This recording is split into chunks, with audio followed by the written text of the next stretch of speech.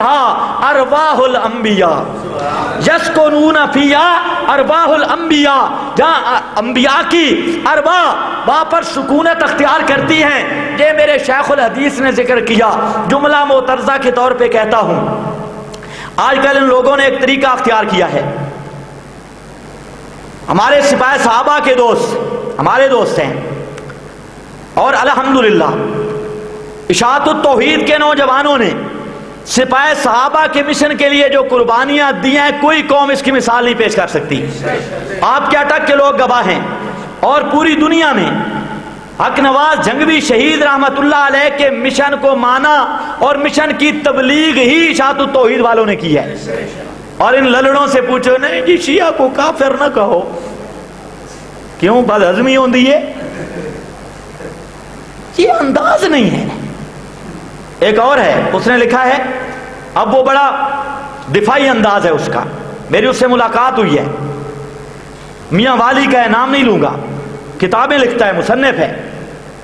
اس نے لکھا، سوال ہوا کہ حضرت معاویہ فلاں فلاں صحابی نے یہ غلطی کی، تو وہ جواب سنو آپ ذرا، وہ دفاع کر رہا ہے صحابہ کا، اور آپ سمجھ لیں گے اس کا جماعت کس جماعت سے ہے، اس کا تعلق کس جماعت سے ہے، سمجھ لیں گے۔ جواب دیتا ہے، اگر بعض صحابہ سے کچھ ہو گیا ہے تو کوئی مسئلہ نہیں، اگر فصل ہوئے گندم دی تے کچھ بوٹے وچوں خراب ہو ونجن تے سارے فصل دوتے تا کوئی اعتراض نہیں ہوندا۔ اگر باغ وچ پھل ہوون تے کچھ پھل تراکی نہ دے، خراب بھی ہون دے، اگر کچھ پھل خراب ہو ونجن تے پورے باغ تے تے اعتراض نہیں ہو سکدا۔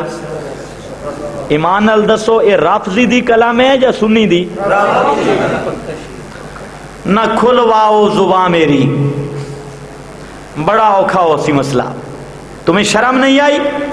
تم نے شیخ التفسیر والحدیث عامل سنت یوسفی استاذی المکرم حضرت نیلوی شاہ صاحب کو بکواس بازی کی ہے، تمہیں شرم نہیں آئی؟ تمہیں بھول گیا وہ ماسٹر اکاڑوی جس نے حضرت معاویہ رضی اللہ تعالی عنہ کہ گھر کا وہ نقشہ پیش کیا جو خمینی بھی پیش نہیں کر سکا؟ اٹھا تجلیات صفدر، اب میں نے بیان کر دیا بقدر ضرورت، اظہار حق کانفرنس کی سی ڈی دیکھ لینا، اور میں نے المسلک المنصور میں بھی لکھ لیا۔ میرا دل نہیں برداشت کرتا کہ ایسی گندی چیز کو میں سٹیج کی زینت بناؤں، تمہیں شرم نہیں آئی؟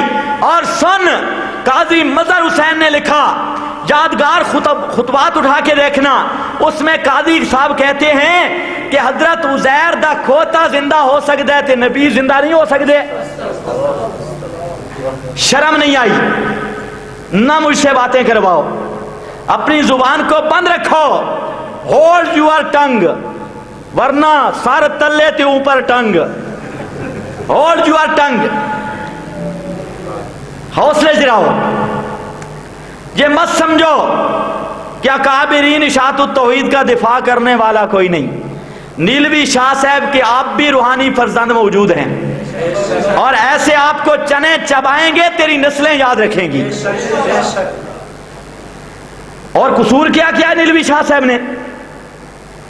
لفظ جو اس نے کہے ہیں، اس کلندر نے، کلندر تھا یا شکندر تھا یا تلنگر تھا یا ڈنگر تھا، جو اس نے کہا، میں نہیں کہتا، انشاء پر حکم نہیں رکھ سکتا، میں اخبار نہیں ہے یہ من قبیلہ انشاء علماء جانتے ہیں، جو بھی تھا آپ سے پوچھ رہا ہوں۔ اس نے کہا نیلوی شاہ صاحب کے بارے میں شیطان کا لفظ، شیطان ہے، شیخ الخبیث کا لفظ کہا، اور بھی لفظ کہے۔ قصور کیا ہے؟ کہتا ہے کہ نیلوی کہتا ہے کہ انسان روح کا نام ہے، اس وجہ سے نیلوی شیخ الخبیث بھی ہے، شیطان بھی ہے، فلاں فلاں بھی ہے، کہ وہ کہتا ہے کہ انسان صرف روح کا نام ہے۔ اجہل الناس، آپ کو پتہ ہی نہیں، آپ کا یہ فتویٰ صرف نیلوی شاہ صاحب پہ نہیں لگا، آپ کا یہ فتویٰ سب سے پہلے حجت الاسلام مولانا محمد قاسم نانوتوی پہ لگا ہے۔ آپ کا یہ فتویٰ صرف نیلوی شاہ صاحب پہ نہیں لگا، آپ کا یہ فتویٰ شیخ الحدیث مولانا محمد ادریس کاندلوی صاحب پہ لگا ہے۔ علم کلام اٹھا کے دیکھنا، بے عین ہی وہی بات جو نیلوی شاہ صاحب نے لکھی ہے، بلکہ نیلوی شاہ صاحب نے اس بات کو نقل کیا ہے۔ اصل لکھنے والے مولانا ادریس کاندلوی صاحب رحمت اللہ تعالی علیہ ہیں۔ اور ظالم، تیرا یہ فتویٰ میرے صرف شیخ پہ نہیں لگا، تیرا یہ فتویٰ امام رازی پہ لگا ہے۔ امام رازی نے تفسیر کبیر کے اندر 17 دلیلیں قائم کی ہیں اسی بات پر کہ انسان روح کا نام ہے۔ میرا دوست، یہ فتویٰ جو اس نے ملا نے لگایا، بے لگام ملا نے، یہ فتویٰ صرف نیلوی شاہ صاحب پہ نہیں لگا، یہ شیطان والا فتویٰ، یہ شیخ الخبیث والا فتویٰ، یہ علامہ ابن قیم پہ لگا۔ کتاب الروح اٹھا کے دیکھنا، اور میرے پاس وقت نہیں، میں نے سرسری نظر میں 125 اکابر کی فہرست تیار کی ہے جن پہ ظالم کا یہ فتویٰ لگا۔ جو جرم نیلوی شاہ صاحب نے کیا، وہی جرم 125 اکابر نے بھی کیا۔ اگر نیلوی شاہ صاحب کا نام لیا ہے تو نے، لیکن فتویٰ علماء دیوبند پہ لگایا ہے۔ توجہ ہے؟ آج یہ کر رہا ہوں، حیات برحق شہید کی ارواح جنت میں، تو انبیاء کی ارواح بھی جنت میں۔ سنیے ذرا، دل کے کانوں کی کھڑکیاں کھولیے۔ حضرت نانوتوی کو مانتے ہو؟ اونچے بولو، حضرت نانوتوی کو مانتے ہو؟ آب حیات کتاب ہے۔ عبد الشکور ترمذی صاحب کہتے ہیں کہ آب حیات پر جو مسئلہ ہے، اس پر علماء دیوبند کا اجماع ہے۔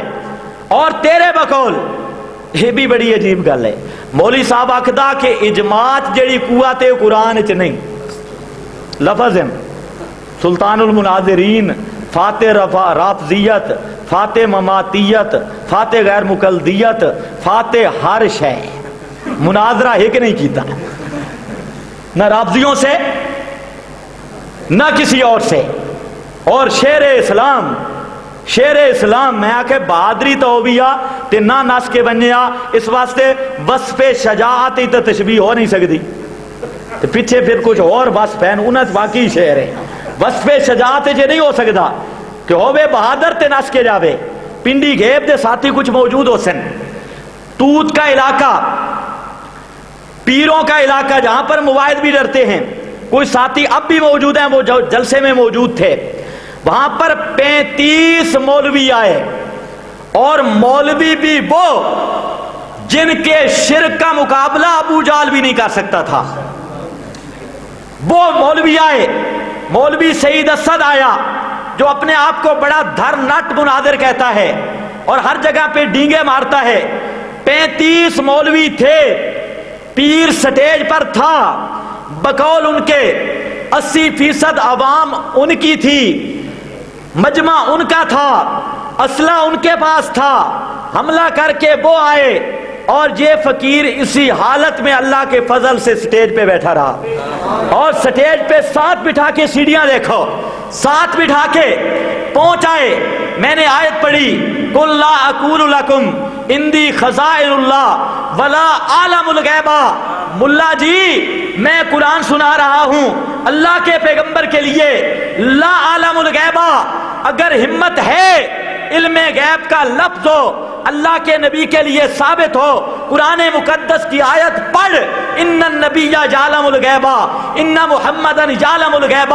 35 ملا تھے جو میرے اپنے حساب کے مطابق اور ان کی گنتی کے مطابق زیادہ، اور پھر وہ بڑا بدماش پیر جو ناظم تھا وہ میرے ساتھ سٹیج پہ بیٹھا ہوا ہے۔ یہ حملہ کر کے آئے، اس لیے یہ چھوٹا ہے اور ہماری سفید داڑیاں ہیں، ہماری پیٹیں مسجد کے گنبد سے بڑی ہوئی ہیں، لیکن انہیں یہ نہیں پتا تھا کہ